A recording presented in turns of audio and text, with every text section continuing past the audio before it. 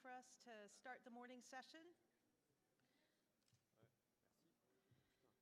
So I hope everybody's had a good first day of the meeting, and here we are at the beginning of our second day. A couple of announcements. I just wanted to remind everybody, complimentary coffee breaks in the exhibit hall during poster sessions.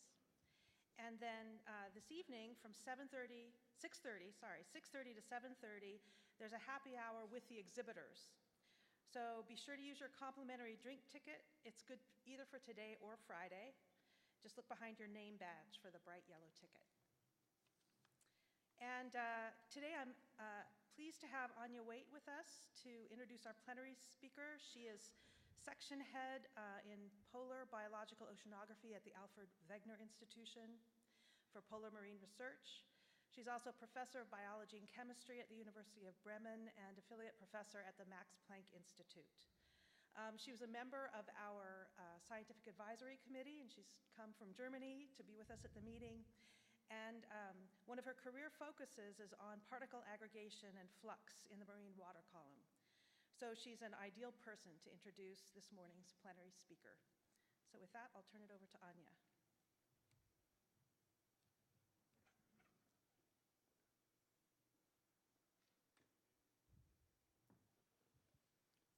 Good morning, everyone. It's nice to be here, and it's been a great pleasure to contribute to organizing this meeting. Kathleen and Paul have done such a great job that we really didn't have an enormous amount to do other than the fun parts.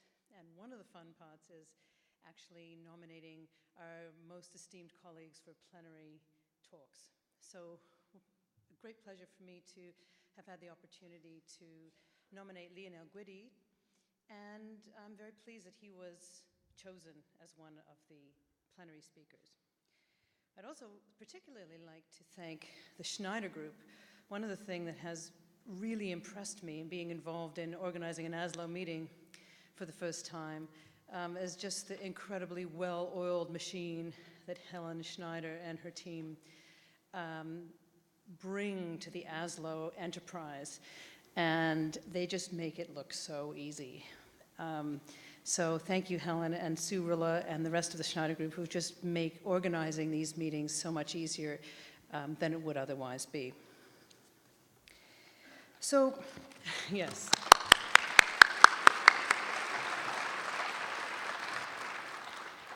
A little bit about Lionel Guidi.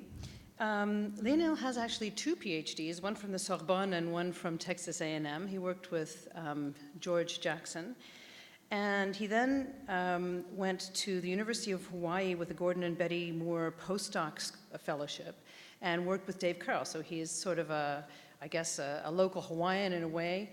And then he was called back to France, where he got involved with the Tara Oceans program and eventually became sort of its intellectual champion, or one of the intellectual champions that pulled together this remarkable data set. I think Tara was launched at a time when no one quite knew what to expect from it, and the idea was to go around the world and look at the genomics of the world ocean based on a small platform, which, you know, those of us who looked at it, how is this going to work? And what's turned out is one of the most remarkable oceanographic data sets that has ever been generated. And what Lionel then did was to get involved in pulling together the optics and the omics, different groups of scientists working in different disciplines. So to me, I guess, Lionel is really the model of the next generation of scientists. I always used to think of science when I was very junior. I used to look up and see these great climbers climbing up the mountains, these, you know, those big stars, single people walking up the mountain of science. And there was a whole bunch of Sherpas, kind of, you know, the grad students and everyone kind of lugging along behind, trying to keep up. And in fact, the model that Lionel and so many of the younger generation are now pulling together is that of a profoundly different model where collaboration pulls the energy and intellectual sparkle together, where you're working in groups to forge new ideas with new styles and new types of data sets. And that, to me, is a very exciting and very positive development. So I think Lionel's enthusiasm, his ability to bring people together in multidisciplinary teams, makes everything that he does sort of more than the sum of the parts in a way.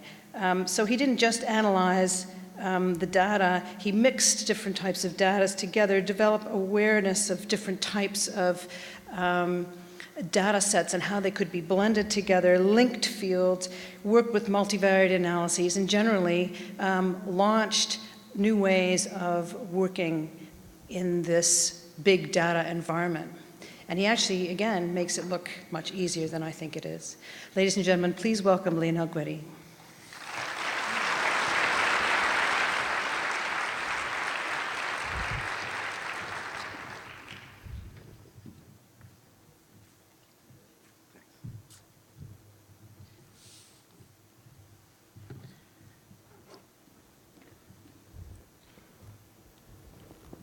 Thanks for this great introduction. So, actually, thank you all to show up this morning, because you have to wake up early to be able to come to this talk. And so I'll talk about the thing that I've been doing for years now, working on the biological pump. But I'll talk about the way Tara actually helped me to look at it from gene to the ecosystem vision of the biological pump. So when you talk about carbon pump, different carbon pump, you have to talk about the physical pump, the carbonate pump, the biological pump, and even the microbial carbon pump. And so most of the carbon is, the anthropogenic carbon is sequestered by the physical pump. And I just pulled out a paper that has been published just 3 weeks ago that basically show that most of the increase of the carbon sequestration has been driven by by changes in the upper oceanic overturning ventilation. And when you look at that, and for me that is working on the biological pump, it's a bit challenging, because then you think that working on the biological pump doesn't really matter if you think in terms of global carbon sequestration. But what was interesting is that at the same time that they published this paper, there was a note about it that basically say that it's not because most of the carbon is actually sequestered by the physical pump that the biology doesn't matter. And it's because the change that you have in the ecosystem will affect the structure of the community. And when you think about that, this is one thing that Tara has been trying to do, is to look at the global community structure and the global planktonic community structure and relate that to the biogeochemistry of the ocean. And so when you think about the biological pump, usually you think about this kind of scheme here, with a complex ecosystem at the surface that take up CO2 and create material, integrate that into the tissue, and finally generate aggregates that will sink to the bottom of the ocean. And this is the global scheme of the biological pump. But the biology in the biological pump is very complex, and you have to take into account this complexity to be able to understand the biological pump. So what has been shown is that basically changes in the composition of the phytoplankton or the composition of the plankton in general will affect the way carbon is transferred to the deep ocean. And the way you can think about it is that it's not only the amount of material that sinks that matter, but the way it gets to the bottom. And so this paper here basically show that if you have a small change in the efficiency to transfer carbon to the deep ocean, you're going to have a large effect on the atmospheric CO2. And so when you think about that, it makes everything a little bit more complex, because you not only have to understand the way carbon gets to the bottom, but how carbon has been generated by the interaction of different species in the ecosystem, and how that affects the way it sinks to depth. So how do we look at the biological pump? I'm not going to talk about the primary production. That is one section of the biological pump. I'm just going to talk about the transfer of carbon to depth. So usually people have been looking at the efficiency of the carbon sequestration by putting sediment traps out there. You have two examples here, one on a French cruise and one at Aloha here. And you put sediment trap and you collect material, so it's great because you can do a lot of analysis on the material that you take that you collect. But at the same time, it's time consuming, it's hard to deploy, and you don't have a lot of data when you collect sinking particles like that. But this is what has been done widely during JGOFS. So for those of you that are not familiar with JGOFS, so it started in the 80s, and the full purpose of it was, one purpose of it was to study the biogeochemistry of the ocean, and one aspect of it was the biological pump. So you have here the two main primary goals of the program, and I have to say that I might not be the best guy to talk about it, because some people that I know in the room started the program, and actually, that was me when they started it. So that was me in the early 80s, still in diapers, and this is, you can tell it's a real picture with the wallpaper here. But I'll try anyway to talk about it and to talk about why I think it's a good time to start to study the biological pump again. So this is one of the JGOFS Legacy. It's a paper that basically integrated all the different available measure of carbon flux or carbon sequestration at depths. And this is critical because when you study the carbon pump, you want to know how much carbon is exported, so below the eukaryotic layer, and how much get to depths. And if you want to do budget, then you have to get these kind of maps to be able to understand how much really get to the bottom. This seems pretty good. You have a nice map with big dots, but actually, if you think of how much data this is not much. Because this is just from Easy Web of Science, a quick literature extraction that I did last week. If you look at the black bar here, it's every publication that have been done on the moon, or everything related to the moon, influence of moon on the Earth, etc. And the blue bars are everything that is about the deep ocean. Mesopelagic zone, bathypelagic zone, or the twilight, whatever. And so you have like 5 times less publication every year on the deep ocean that you have on the moon. So it's actually when you know that you have to get a good picture of what's happening at depths to be able to understand the biological pump, that makes everything hard because we don't have a good picture of it.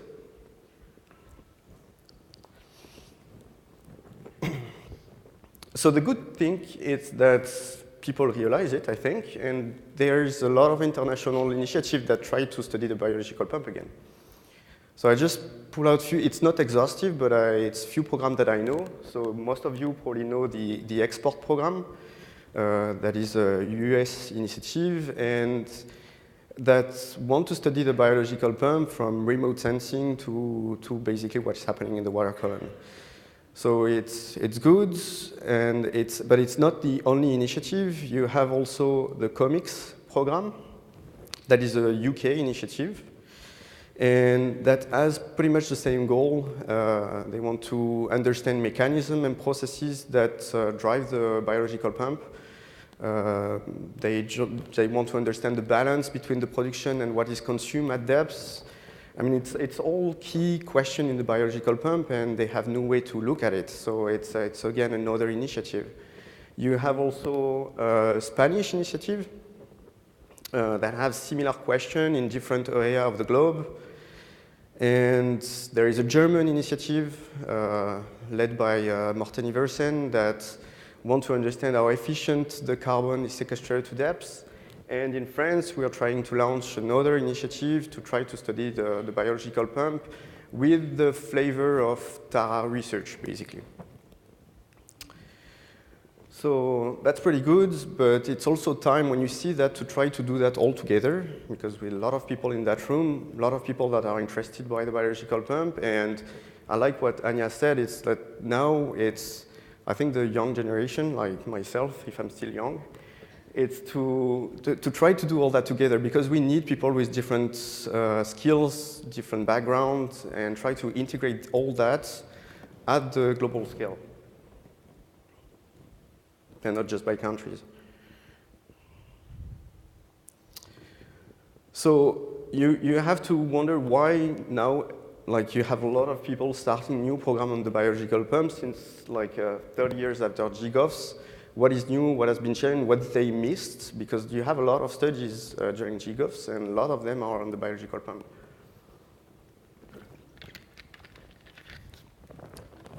So that will just be my vision of it. It might be not the vision of everybody else, but it's just a few things that I think have been brought up or new and will allow to go a little bit further than what has been done until now. So for example, you have new tools to study the flux itself. On the left here, you have an example of the NBST that allow to collect aggregates, but without any perturbation because the trap is drifting at the same time of the water masses. You have the marine snow catcher that allow to collect particles, intact particles in large volume. Or the Pelagra also, that is another trap developed at the NOC in UK that allow to collect particles while drifting. You have a lot of proxies that have been developed over the last 10, 15 years. So for example, the uranium-thorium ratio. You have also the polonium and lead ratio that have been used to try to estimate flux. The drawdown of that is that you have to make a correlation between carbon and radioactive elements. And you have a lot of optical now instruments that allow you to measure flux. Like, for example, this paper that had been published like just 3 weeks ago. That's just another example of what people have been doing using optics to try to estimate flux. Looking at, usually, the cool thing of that is that it's a little bit out of the box because usually people, they filter spikes and try to get rid of that because it's a messy signal. But here, Nathan just used the spike to calculate the flux, or at least to calculate how fast the aggregate was sinking in the water column, because he can track sinking aggregate over time. And what I'm going to talk about a little bit more here is imaging approaches, because this is something that we've been developing in Villefranche, where I work and during my PhD, and it's a camera system that allows you to film everything that is in water, to take pictures of it, starting from 100 micron, and then you can analyze the data. You can analyze the images and get a lot of information from the images. So you get at the same time particle size distribution from which you can calculate flux because you have information on how big they are. You don't have the density, but it's at least the information on size and sinking speed depend on size, flux depend on size, etc. So you can start to make estimation of flux. And the cool thing of that is that you have a lot of images, so you know the plankton that is associated to that. And plankton is one of the big guys that used sinking aggregates, and so changed the way aggregates sink to depth. So this is just an example of what one group in Villefranche has been doing, and you have now more people working on this, trying to collect data, particle data, and what we try to do in Villefranche is to aggregate all that so we have a common database and everybody can work on it. And the map that you have on the left is just all the profile that have been done since the 90s. And when you compare that to what has been collected in sediment trap, it's already 1 order of magnitude larger. So it's not flux, it's an estimation of flux, but at least it gives you a better picture of the distribution of aggregates, and then you can estimate flux based on that. And the picture in the middle, it's just the frequency of acquisition of data, and you can see that now, with the different instruments that we have out there and different groups working on it, we have almost a collection of 3 particle profiles every day. By different groups. This is much more than what has been done with sediment trap, and sediment trap couldn't be deployed at that rate. It's just not possible. And the thing that we want to do is to take this instrument that is not big, but too big to be implemented on floats, on gliders, and put it on gliders. So we have program now to try to make it small enough to be able to put it on floats, because for example, if you take the biogeochemical Argo program, that's what they want to do. They want to develop sensor, put sensor on floats, and try to get a picture of the biogeochemistry in an autonomous fashion. And so if we can add a camera system on floats, then you can have a much better pictures in time and space of the biological pump, or at least one component of it. The new thing that has been developed also, it's imaging in general. And the good thing about imaging is that it gives you access to the biology. So here I just pull out like few instruments that have been used. Some, actually the four instruments there have been used on Tara Arctic to try to get the full spectrum of the biology from few microns to few centimeters. So you have the flow cytobot on the left, that it's a cytometry that basically is a cytometer that gives you pictures. So you can work on the pictures. You have the flow cam that is a little bit on the larger range. So you have another pictures of the biological community, a little bit larger. And then the zooscan, so that's a bench instrument. So you have to collect samples and process them. Same for the flow cam and the UVP. So when you do that, basically you see all the community from few microns to few centimeters. And the good thing of that is that it's all based on images. So when you have that, we've been developed an application that is online and that everybody can use, where you can extract all the images information. So for example, in the bottom of the slide, you have example of pictures that all the instrument gets. You put them in the application, and the application helps you to sort them out, to classify them. So this is, to me, one of the advances that has been done over the last 10 years. It's that you get a lot of information about the biology. So that's one way to get the biology, but people have been working in Omics a lot, and this is one big achievement of Tara. It's trying to get a lot of data from Omics. That is another way for me, that is an oceanographer, to see the biology. It's just another probe or another sensor of the biology that gives you the full resolution of the biological diversity. And that's one famous plot that basically shows how fast the Omics field has been progressing. And you have, like in the middle of the slide, a big change in the costs of doing Omics. It's when NGS got developed, basically. And one way of seeing that is that, like 10 years ago, if you were going to buy a house, 1.5 million. Right now, with this new evolution, it would be $150. So it puts things in terms of scales, and then you can really understand that these kind of advances are completely changing the way we can look at the biology. The issue with that is that then you generate a lot of data. And there's this paper about the big data. Is it astronomical, looking at planets, or is it genomical? And clearly it shows that you have big issues because you generate a lot of data, and then you start to think about how to analyze them, how to store them, how to process all that, how to make it all compatible, etc. So this is another way of, when Anya was saying about multidisciplinary, that's another way of the multidisciplinary, is that when you generate data, then you start to get to a field where you have to use people that are used to analyze network, but like Facebook network or stuff like that. And it starts to be challenging because you have to take your question and bring it to another field. For example, here, computer scientists, so they can understand your needs and develop tools to be able to analyze your data.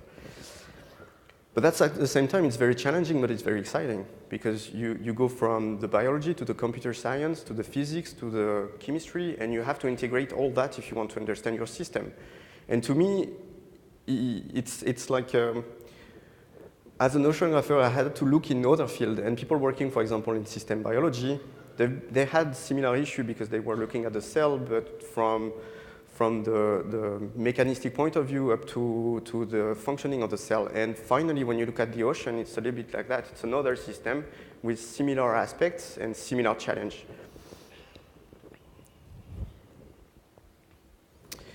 So if you go back to the biological pump, and if you put all this information into that context, then I like this impressionist or artistic view of the biological pump. Here is the microbial loop. But if you think of this, okay, can I go back? Okay, no. So the biology pump, the way we represent the biological pump, it's always a little bit very simplistic because we have to try to understand it. So we put nice bugs here and there and try to understand how they work and how they impact the biological pump. But these pictures here really show how it is. It's a big mess. It's very complex, and it's hard to get any information out of it. The way we've been thinking about it in Tara is to look at this complexity and use that complexity. So just by looking at genes information from meta-transcriptomic to meta-barcoding to metagenomics, and compare that to another proxy of the biology, the biological pump here, using at particle information, because we couldn't deploy a sediment trap everywhere at every station. So we had a proxy of flux and a proxy of the biology with genes.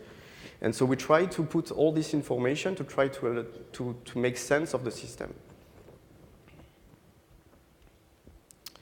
So just so now I'm going to start to talk to you about Tara and how it worked. So this is the general scheme of Tara.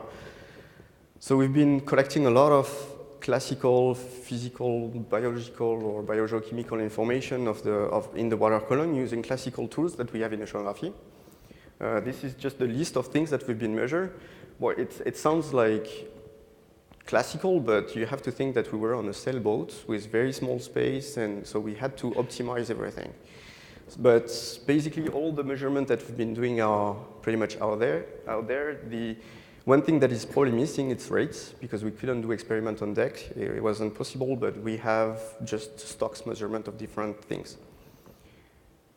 And then we spend a lot of time trying to get the biology. And so this is how we got it, using different filters, different fraction sizes. And then we sequence everything. So this is the general scheme for the data flow.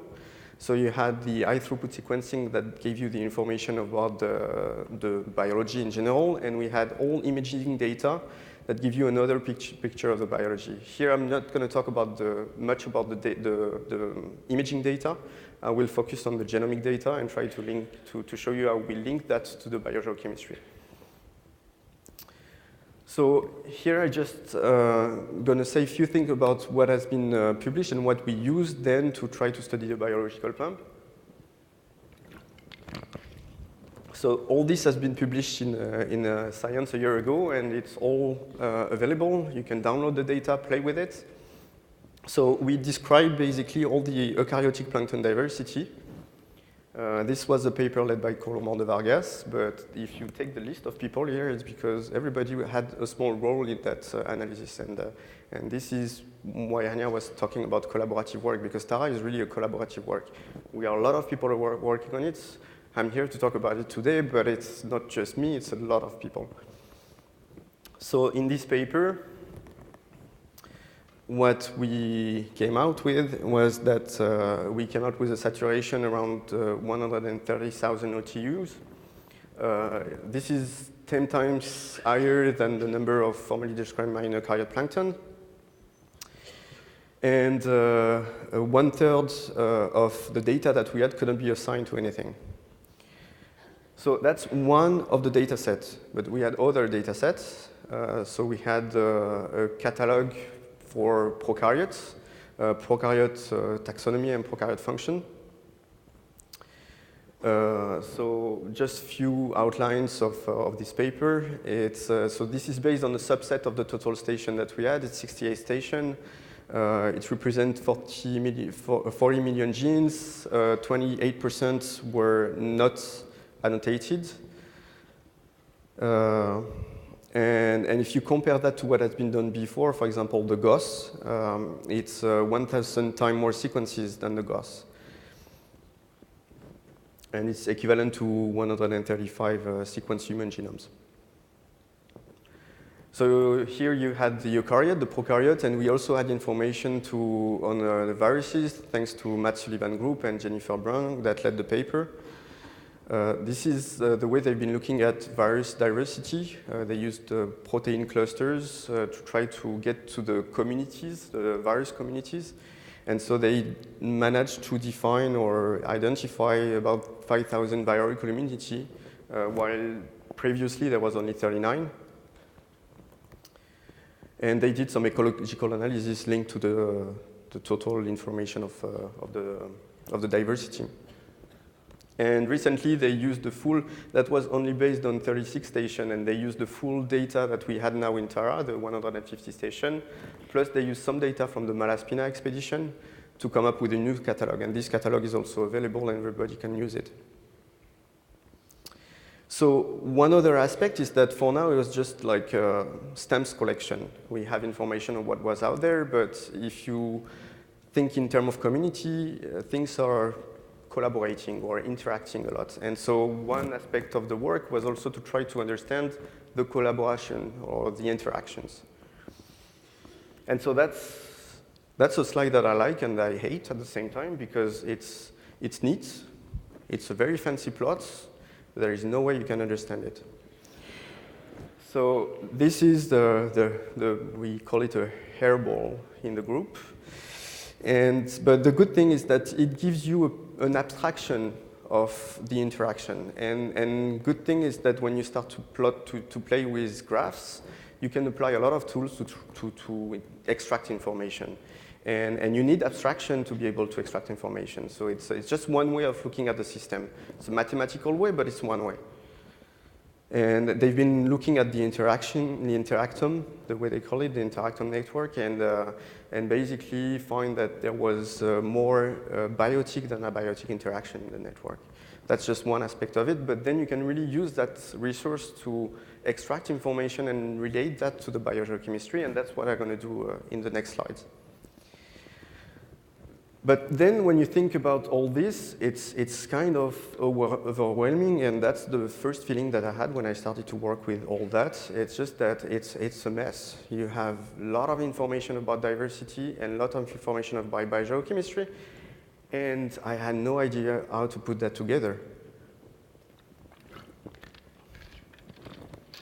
And so I started to talk to many people in Tara that have different skills than mine, because that was a problem that I wasn't able to solve myself, and I had no idea how to do that, so that was a big problem. And I talked to computer scientists, because they know how to use big data, and to me, big data was just something that I couldn't understand.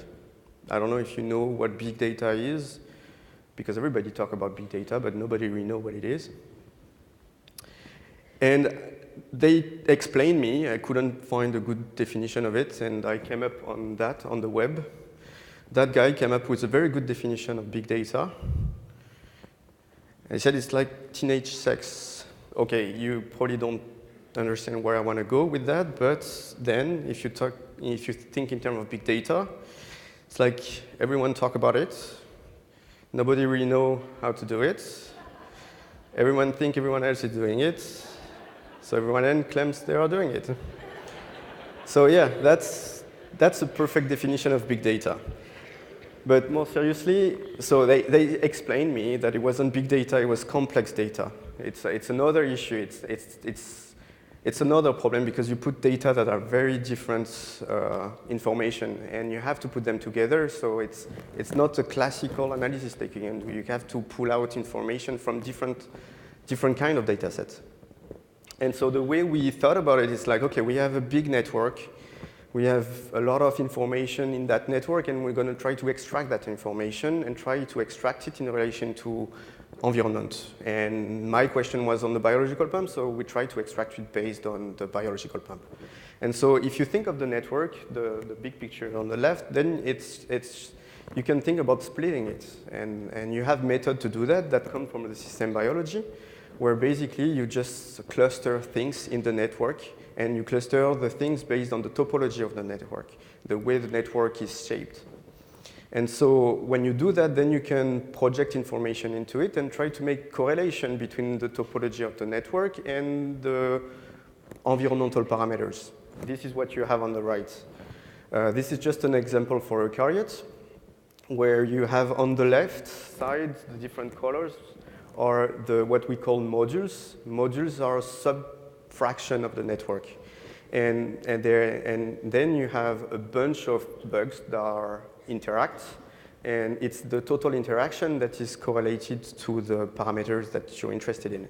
And that's what you have on the heat map here. It's the correlation value, basically. And so what was interesting when we did that is that based on carbon export, because we just looked at one aspect of the biological pump, is that only one module, one sub-part of the network was correlated to it. So then it's interesting because you have a lot of complex information. You don't lose the complexity, but you reduce it a bit, and then you can start to understand it, or the human can start to understand it. So that's what we did. You can focus on that subpart, blow it up, and try to see what's in there. So that's another way of looking at the network. It's just imagine a small fraction of the network, and you look at the dots in that subfractions, and you have different information on each dot. And that's what you have on this map here, on these plots.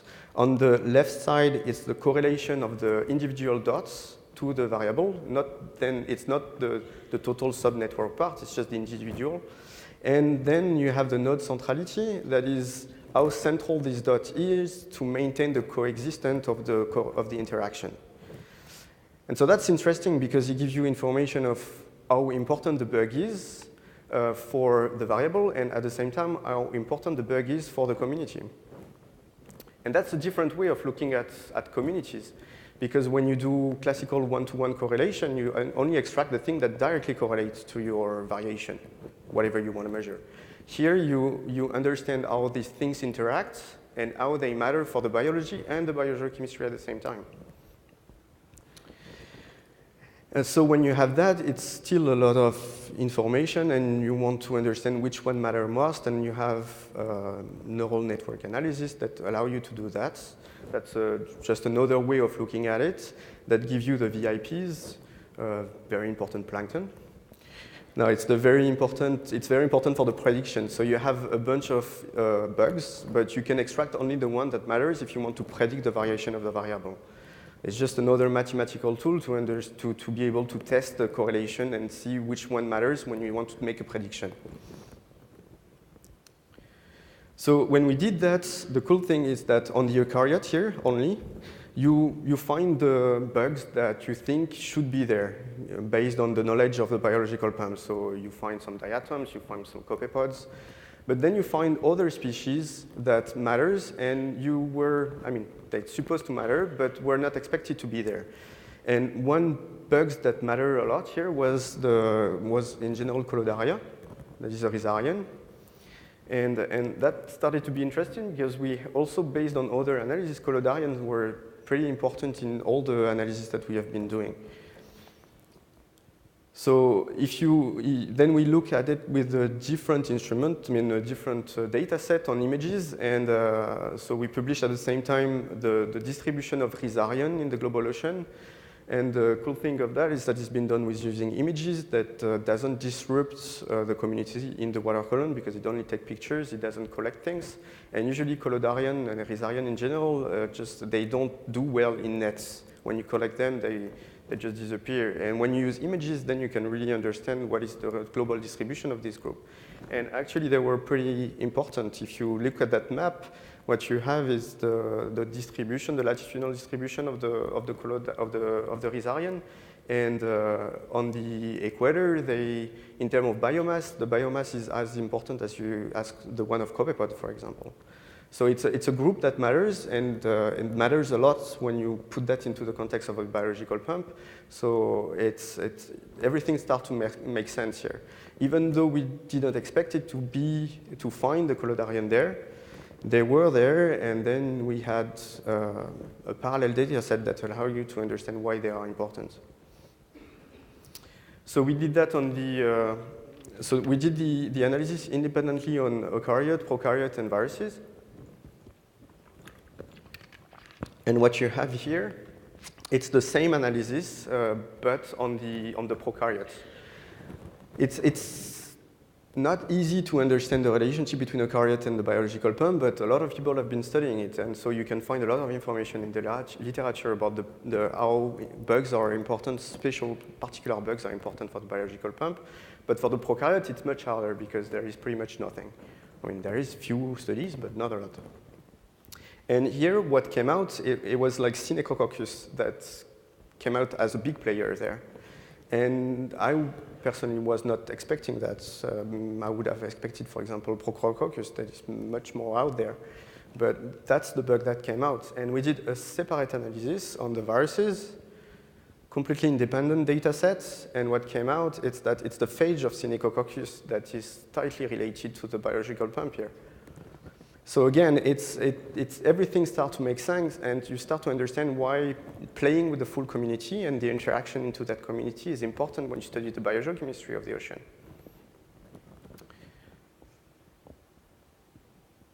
And then we managed to put all that back together thanks to the network. And here, that's, to me, just another picture of the biological pump. Same way Farouk Azam has been doing it on his small desktop when he was, or board here when he was doing his talk. And it's the same vision of it. It's just another way of plotting it.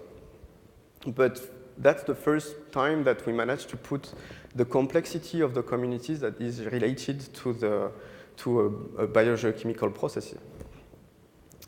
And we did one more thing. So that's based on annotation, taxonomic annotation, and that's interesting. But what I think in that study is even more interesting is that we used only the prokaryote genes and relate the prokaryotic genes to the biological pump. And when you think about that, it's a bit, I mean, it changed a little bit the paradigm because you don't really care who's there, you just care what they are doing, about what is their game or how they play with the system. And we managed to extract information about the genes that were directly correlated to the biological pump. And we had not only one network here, or sub-network, but two. And the first one on top is, if you look at the functions that are there, it's some functions that are mostly related to primary production, while the second network is more related to remineralization processes. And this is, to me, is just the beginning of the research we've been doing, because now you can really probe genes or look at genes and try to make relations between genes community to biological processes. And if you think, for example, as a modeler, then it starts to get very interesting and exciting, because it's a new way of looking at the system, combining information, not looking at individual bugs, but you're looking at the full soup of genes that is out there and how this can be used to understand a global biogeochemical process.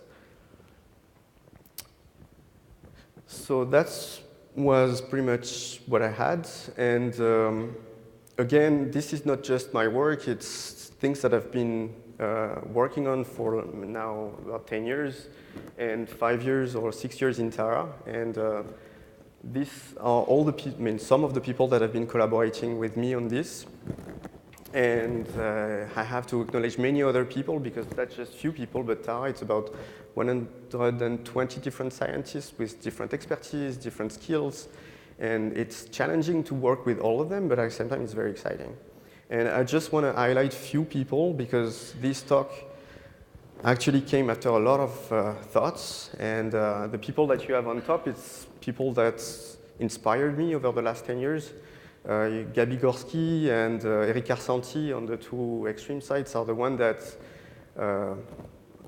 created the Tara, pretty much. And Gabi is an oceanographer, and Eric Arsanti is a cell biologist. And they have very different view of systems, but that's what makes the study very interesting. It's that you take very extreme views of the system and try to have a single goal altogether to try to address the critical question that you have. And you have Dave Carl here. I did my postdoc with him here. And all this idea about bringing the omics and to the biochemistry came out after my postdoc here, because I worked in Seymour, and now Seymour is evolved to scopes and stuff like that. But it's the idea of it. It's to go from genome to biome, and this is, to me, is key. It's how now the complexity of the system can be seen and how you have to use it. And Chris Bowler in the middle, that I've been working with for the last 3 years, and is always a big source of inspiration. And I have to acknowledge Marc Pichral, that is an engineer working in the lab, and is the one that made also the expedition possible, because he's the one that did the hard work on the boat, trying to bring all the instruments together and collect the data in a very systematic way. And I have to thank the three people at the bottom, Lucy, Sam, and Damien, that have been my main collaborator for the last 5 years, and that it's been very fun, very exciting, because they have very different backgrounds. Lucy is working in evolution, Sam is a bioinformatician, and Damien is a computer scientist. And so at first, when we started to talk about doing things together, we had no idea about what to do, and we had not even the same definition of words. So it takes a lot of time, a lot of effort, but with few beers, you manage to get to do cool things. So that's it, and I'll be happy to answer questions, and that's just today, the meeting is Mountain to the Sea, and Villefranche is clearly a station that is the Mountain to the Sea, and you're all welcome to visit, and if you want to talk about science, we'll be happy to have you there.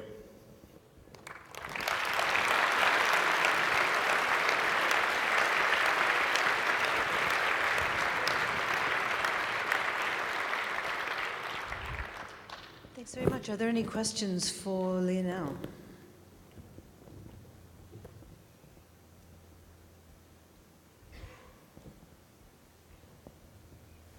Hi, is this on? I'd just like to make a comment. Two things. It's nice to see Tara back in business after the tragic loss for Peter Blake. But the other aspect is I've been reading a biography about Humboldt lately, and who sort of looked at life as a web, or a big blanket of life that organisms were positioned upon. And I think you're beginning to get to that idea in the ocean. You're looking at function as opposed to just simply organisms and taxonomy. Thank you. Thanks.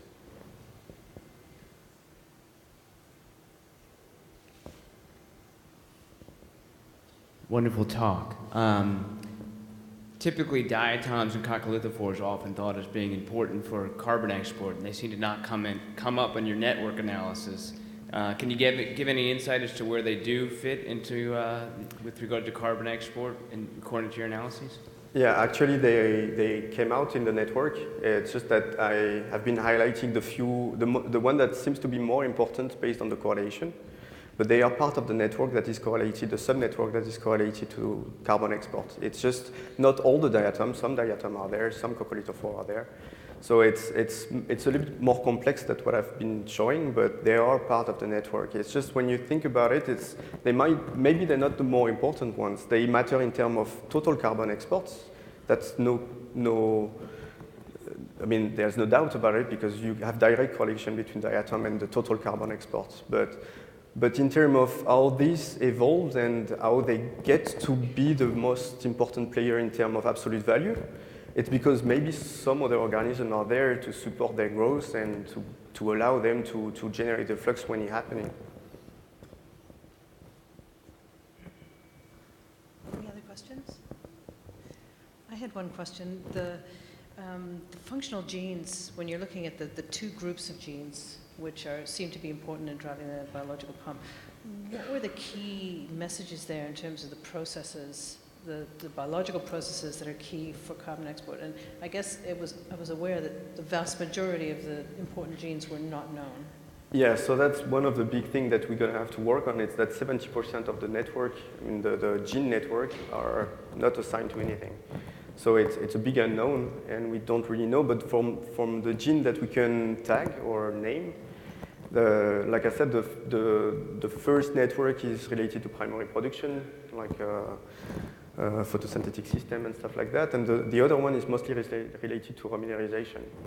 And so when I think about this, it starts to be interesting because when you think about, for example, metabolic network, then you can start to think of the system in terms of metabolism and not just in terms of species and how they interact.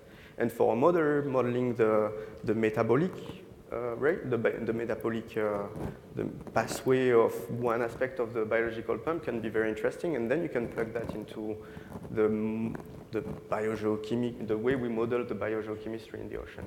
So it's just the beginning. We tagged aspects, we start to identify genes, and the next step would be to put that into the modeling context to be able to exploit it.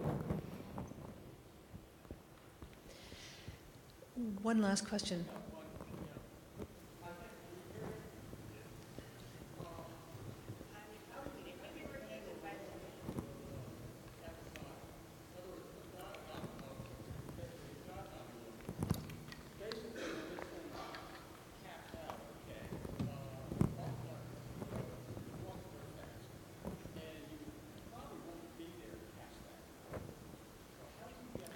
Yeah,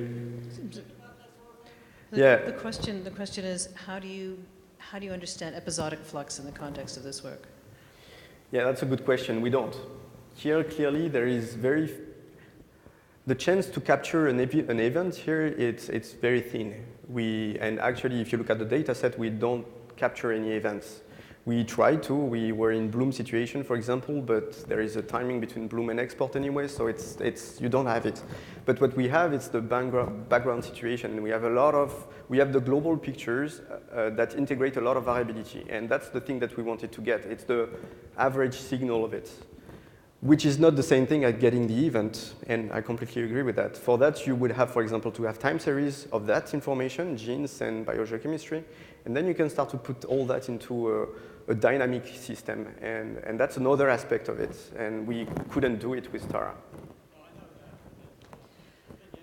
Yeah. Yeah. Great. We'll have to leave it there. I just wanted to say thank you very much, Lino, for a fascinating talk. Thanks again.